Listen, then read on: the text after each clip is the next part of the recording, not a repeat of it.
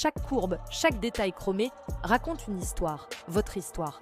Mais cette passion, cet héritage que vous chérissez pourrait bientôt avoir un prix que vous n'avez jamais accepté de payer. 2026, retenez bien cette date, elle pourrait marquer la fin d'une époque. Sous couvert de modernité, une restriction silencieuse se prépare, une taxe qui ne dit pas son nom. On s'apprête à vous faire payer pour le simple fait de posséder un morceau d'histoire pour votre passion. Ils appellent ça le progrès. Mais à quel prix? Depuis des mois, dans les couloirs feutrés du pouvoir, un projet prend forme. Un projet de loi étudié avec une discrétion qui devrait tous nous alerter. L'objectif, taxer les modèles jugés dépassés dès 2026. Les propriétaires sont avertis, mais l'information est noyée, complexe, difficile à déchiffrer. Beaucoup ne comprennent pas encore l'ampleur du piège qui se referme lentement sur eux. On parle de mise à jour du parc automobile, de responsabilité écologique. Des mots choisis pour masquer une réalité bien plus brutale, une nouvelle forme d'impôt déguisée ciblant non pas les plus riches, mais les passionnés, les collectionneurs et ceux pour qui la voiture est plus qu'un simple moyen de transport. Un patrimoine. Les textes de loi sont vagues, les annonces officielles distillées au compte-gouttes, une stratégie délibérée pour éviter un débat public pour que la mesure passe sans faire de vagues, jusqu'à ce qu'il soit trop tard. Mais quels sont les critères exacts? Qui sera touché? La réponse est volontairement floue, mais les premiers indices dessinent un filet aux mailles très large. D'abord, l'âge du véhicule. On parle d'un seuil qui pourrait descendre bien plus bas que les 30 ans de la carte grise de collection. 10, 15, 20 ans, le mystère demeure. Ensuite, les normes d'émission. Des seuils de pollution seront fixés, des seuils que la plupart des voitures d'avant les années 2000 ne pourront jamais atteindre, même avec le meilleur entretien du monde. Enfin, des critères de non-conformité technique avec les standards actuels de sécurité active et passive. Chaque critère, pris séparément, semble logique, mais combiné, il crée un entonnoir qui aspire des segments entiers du parc automobile.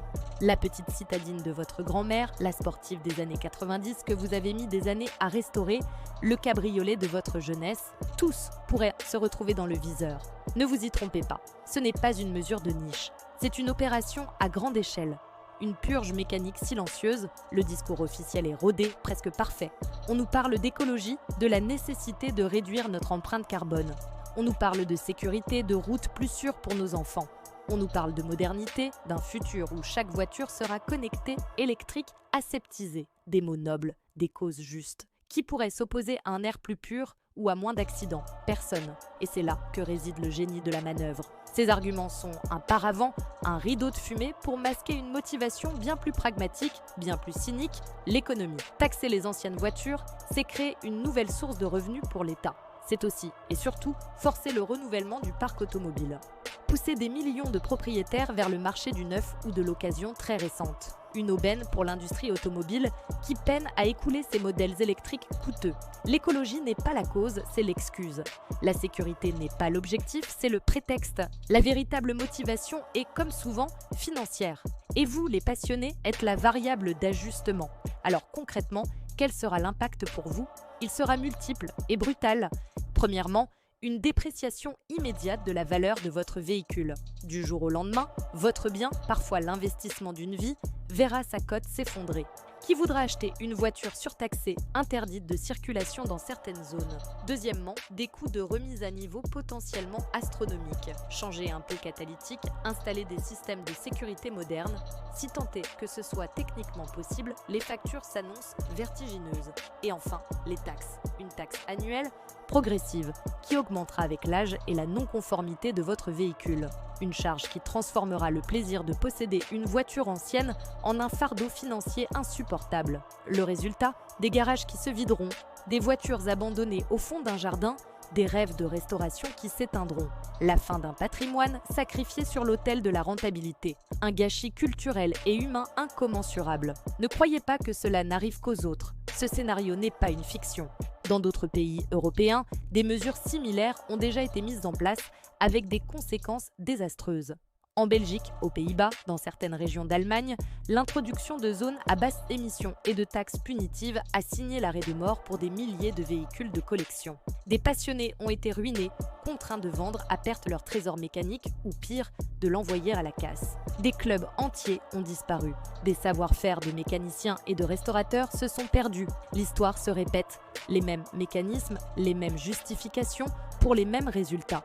On isole d'abord une catégorie de la population, les pollueurs, les nostalgiques. Puis, on resserre l'étau. La France, avec son amour paradoxal pour l'automobile et son administration fiscale redoutable, semble être le terrain de jeu idéal pour la prochaine étape de cette expérience à grande échelle. Regardons les cartes, étudions les précédents. Le chemin est déjà tracé. Face à cette menace, le défaitisme n'est pas une option. La résistance s'organise et elle commence par l'information. La première chose à faire est de vous documenter. Lisez tout ce que vous pouvez trouver sur ce projet de loi. Plongez dans les textes, décortiquez les articles, comprenez les critères. La connaissance est votre première arme. Ensuite, renseignez-vous sur les solutions techniques. Existe-t-il des kits de mise à niveau pour votre modèle? Des certifications possibles? Des dérogations? Les forums de passionnés et les clubs spécialisés sont des mines d'or d'informations. Troisièmement, contestez, signez des pétitions, contactez vos élus locaux, rejoignez des associations de défense des automobilistes. Faites entendre votre voix, montrez que vous n'êtes pas une minorité silencieuse et consentante. Enfin, préparez-vous financièrement. Si la loi passe, quelles seront vos options? Vendre avant la chute des prix, mettre de l'argent de côté pour payer les futures taxes, ou moderniser votre véhicule si c'est possible? Anticiper, c'est déjà résister. Ne subissez pas, agissez. L'horizon 2026 s'assombrit pour tous les amoureux de belles mécaniques. Cette année ne sera pas une année comme les autres, elle pourrait être celle où l'on vous demandera de choisir entre votre passion et votre portefeuille, où le bruit d'un moteur ancien ne sera plus une mélodie, mais le son d'une infraction. C'est un combat culturel qui se prépare, un combat entre une vision standardisée, hygiéniste de la mobilité, et un monde où l'automobile est encore synonyme de liberté, de patrimoine et de plaisir. Ne les laissez pas effacer notre histoire. Ne les laissez pas transformer nos rêves en contraventions. Ce combat ne peut être mené seul. Chaque voix compte, chaque partage est une étincelle de résistance. Si vous refusez d'être pris au piège des lois qu'on ne vous explique pas, si vous voulez continuer à faire vivre ce patrimoine roulant, alors l'information est votre meilleur allié. Abonnez-vous à cette chaîne pour suivre ce dossier, pour avoir les analyses et pour ne rien manquer des actions à venir. Ensemble, nous sommes plus forts. Merci de votre écoute.